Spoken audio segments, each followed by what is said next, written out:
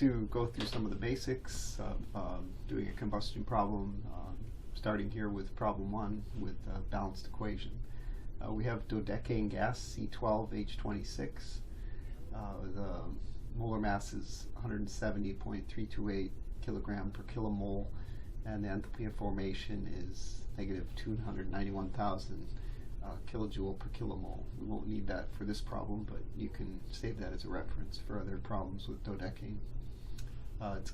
It's burned completely in a combustor with no excess air, so it has the theoretical air, just the right amount of air for all the hydrocarbons to convert to CO2 and H2O. The pressure and temperature of both the fuel and the air coming in, the reactants, is pressure is 101 kPa and temperature 298 Kelvin. We're assuming that air is represented by 79% nitrogen and 21% oxygen with a molecular weight of 28.97 kilogram per kilomole. And finally, we're assuming that water is a vapor in the exhaust. If we were doing the whole problem, that would be important. We'll see that later. All right, we're given values of the mass and the exhaust temperature, 100 kilograms and 1200 Kelvin. So the first thing we want to do is write out the equation and then find all of the coefficients of the terms. So let's move over to the board.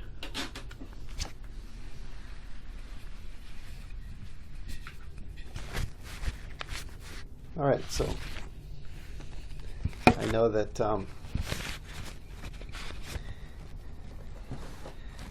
my microphone settled here. I've got dodecane, so I've got C12H26,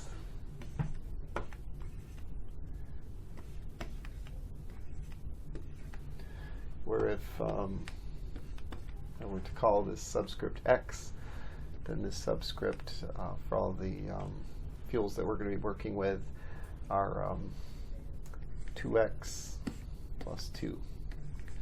So if x is 12, 2 times 12 is 24, plus 2 is 26. And that's going to be how the carbon and hydrogens match for all the methane, propane, butane, octane, all the hydrocarbons that we're using. Then we're going to have air, some coefficient, the moles of air. We're going to say that air is 79% nitrogen and 21% oxygen on a molar basis. And then we're going to produce, as we have combustion, CO2 and H2O.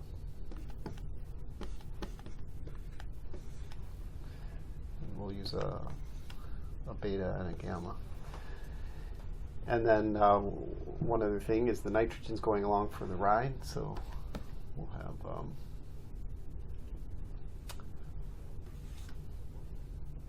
nitrogen gas produced also. All the air is going to be used up with the CO2 and the H2O, so we won't have any extra air left over at the exit.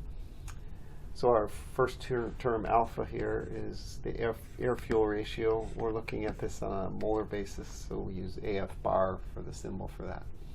So we're wanting to find what are the values for alpha, beta, gamma, and delta for the complete combustion of dodecane.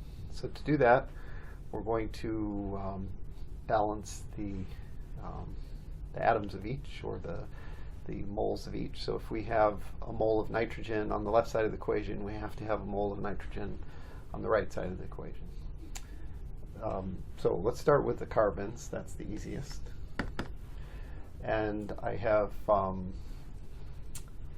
for every molecule of C12H26, I have 12 carbon atoms.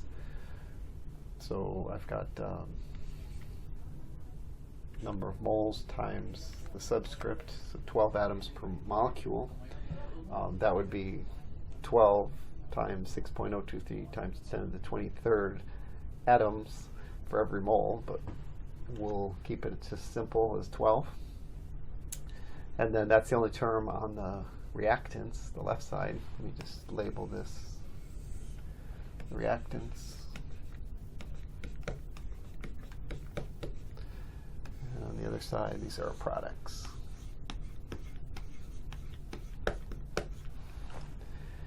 All right, and that has to equal the carbon on the right side of the equation, or in the products. And I have beta, the moles of CO2, and then I have one carbon atom for every carbon dioxide molecule, so times 1.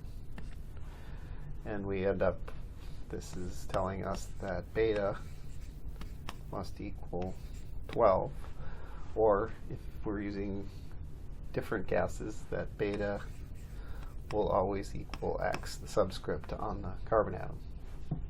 Now let's move on to the hydrogen. And for the hydrogen, we have one mole. I don't have it specified here, but I could put a 1 there if I wanted. So 1 times the subscript 26, which means there's 26 hydrogen atoms per dodecane molecule.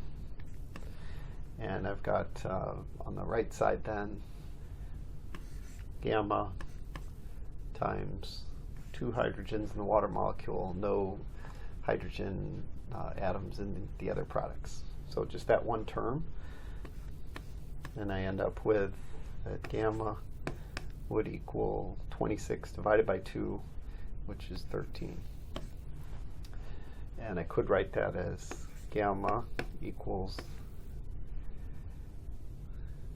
X plus 1.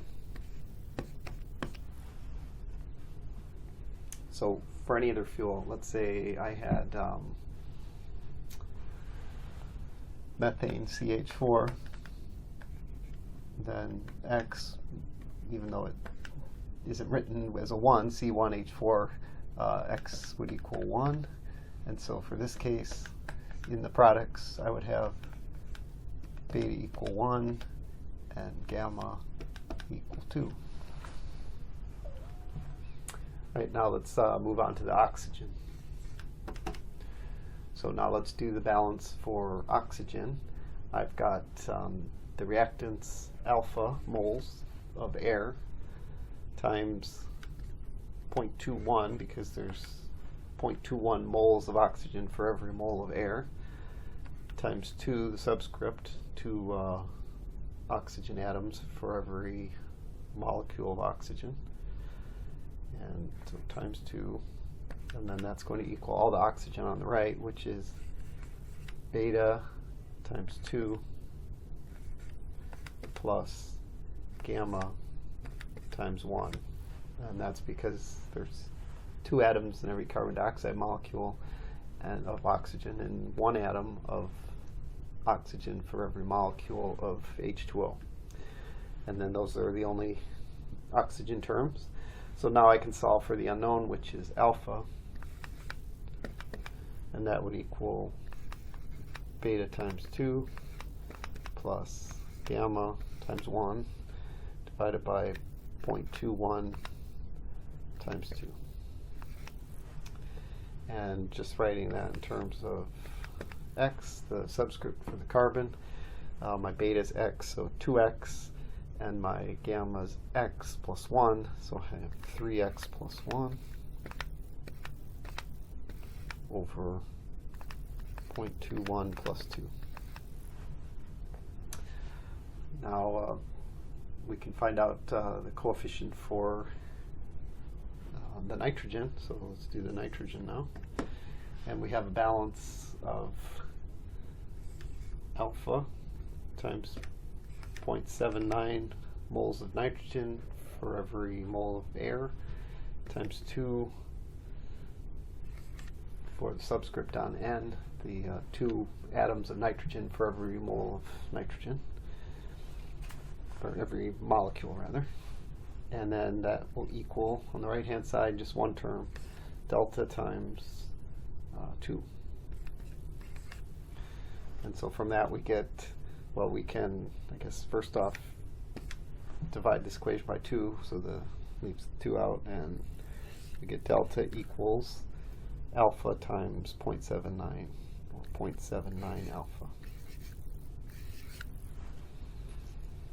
So now we have everything in terms of x. We have beta, gamma, alpha, and delta for a balanced equation. So if we finish this out, say for methane,